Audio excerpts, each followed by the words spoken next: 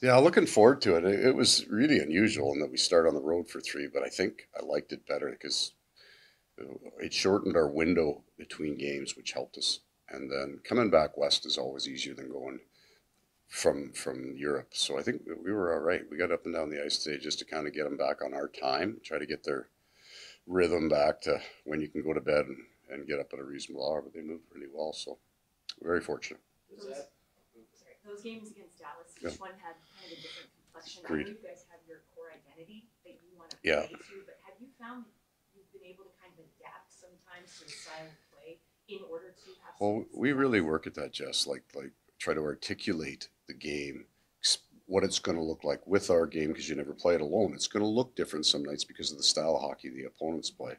And as much as that's true, Pete DeBoer's a real good coach in Dallas, and they changed the way they played for game two as well. So it looked a lot more like a playoff game, game two. There was a lot more fighting for pucks, harder to move, not a lot of territorial control in the game, and not as much north south.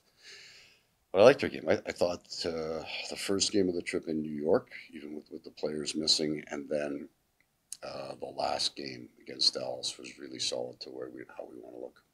Does that Ranger game feel like a month ago after all that you guys have been through?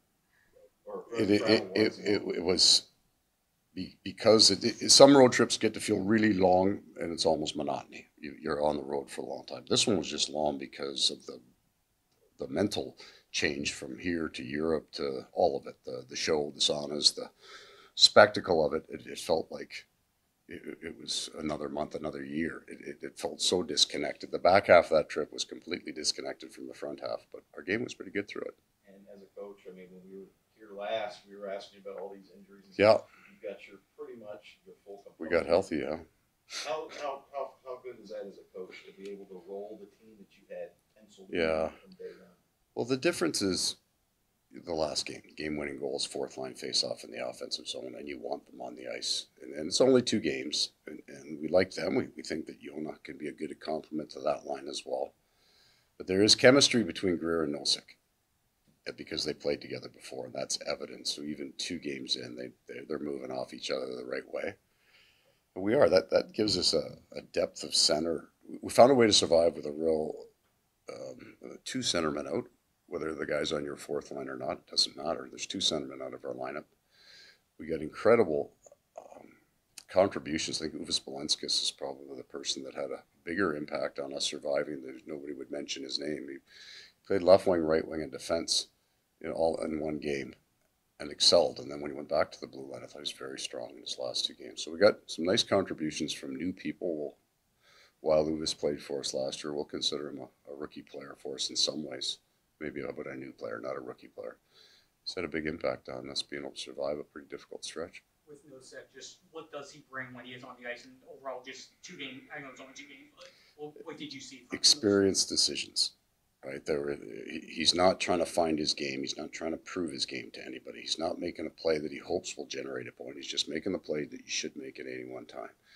So some face-offs really important, some penalty killing that's really important. What that will do, if you look at Barkov and Reinhart's minutes, you don't want them into the 22, 23 minutes consistently every night. It shaves one rotation off the PK, which is, I think we're -1 on our PK after 13 games, which is incredible. It'll take a little bit of time off those two guys. It'll make them stronger throughout the year. It also will develop other men to kill penalties because it's always in a playoff game. One of your penalty killers takes the penalty, and then you're looking for guys on the bench. So, yeah, they've just a veteran guy, a veteran player who knows the game. Last year, we thought that defensively that 5, 6, 7 would rotate a little bit, and it kind of stopped. You like playing the same guy. Now Adam seems to be out of that mix as number 7. How do you? It gives you depth, I know, but I think last year was a little different. We had very veteran players in the 5-6. Right? Ekman Larsson was a former captain, and we got on a run of health that we hadn't seen, so we just ran them. We may see more rotation because Nate Smith, who was out of the lineup, he was the healthy scratch at the start of the year, so it's not that long ago, and we had the injuries. But Nate's been pretty good too. So you will certainly be mindful of Adam, what we think of him as a player. We want to get him into play. But a player, I mean, those two guys in the 5-6, Uvis and Nate, were really good this trip, so they're not going to be easy to take out of the lineup. When we first talked to Nate when he signed with you guys as a free agent, he mentioned you. He said the few months that he had with you, he felt like his game was getting back to where it had been before. Right. And, you know, you feel like, I mean, he seems to be a guy you notice a lot out there. I think his game is going to get back to where it was, and I think it can get to another level. But it won't be me. It's the players that he plays with. It's the way these guys practice. It's the way they think the game, the way they talk. He can do that. He's a veteran guy. His pace now is considerably different than it was at the start of camp. Now, part of it, in fairness to all of them, it's hard to assess a guy's pace after the first 5 days of our camp because he can barely walk. So it takes our experienced players, doesn't take them as long to recover from that. For the new players, all of the new players come in, it takes them a little longer to recover from that, get feeling good, get feeling strong again. He's just built. He's kind of, even in the exhibition, he got better as the exhibition series went on. So he's been trending in the right way for a while. How Spencer looked too. You know, the last 3 days, give a couple in the flurry, and it seems to lock things down just for him to get off to the start that he's had. I believe he's grown. I believe he's a better goaltender now. Not just on experience, but he made the split pad save early in that Dallas game, and that was explosion across the. I mean, he looked powerful and strong. So I think, you know, having the year where he got to run a lot of games, and then being able to work with Robbie, they're working on things in his game. He looks very mature in the net, and certainly looks in a much more comfortable place. The mistake doesn't bother him. So everybody makes them, and then he's added some really high-end saves. That Dallas team's a heck of a team. And they generate offense, and they've got incredible hands. And you have to make saves. They're not just blasting pucks at the net. They're picking corners. Both our goalies were really good. I'd like to ask you one more thing about the prospects today. Sachin got his ELC. Yeah. St. Martin Right. got his. You've been on some organizations where maybe guys got rushed a little bit just because you needed bodies. You need, hey, what the heck? Yeah. Baptism by fire, whatever. These guys, I think, are going to be developed the way you would hope, right? And how important is it that you don't need to rush these guys and they can just do what they do? It's critical. It's also where we are in the sequence of our franchise. We've got veteran players, right? Even Anton Lundell is a veteran guy. He's 23. He's just coming into his prime, but he would have been here earlier than these other two. I think that's when it gets good for your organization, where these guys can play big minutes, make mistakes, learn their game.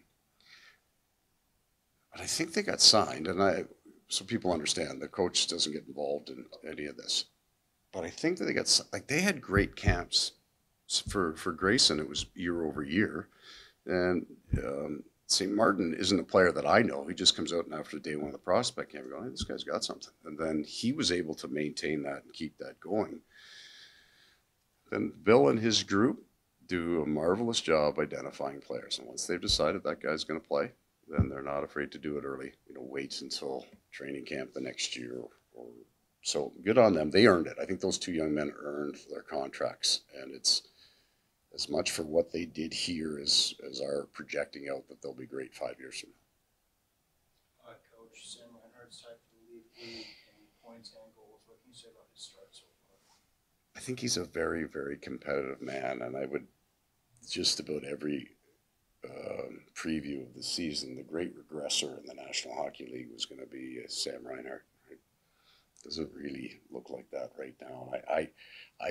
He's a very quiet but incredibly intense player.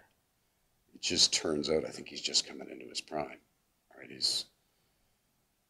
He puts all of his numbers up. This is true of last year, and doesn't cheat the game once. He doesn't put a puck deep that he where he's trying to make a play to get a point. He just plays the game the right way. Man, can he finish? So I'm happy for him. He's earned it. He's earned that. He works hard to be as good as he is.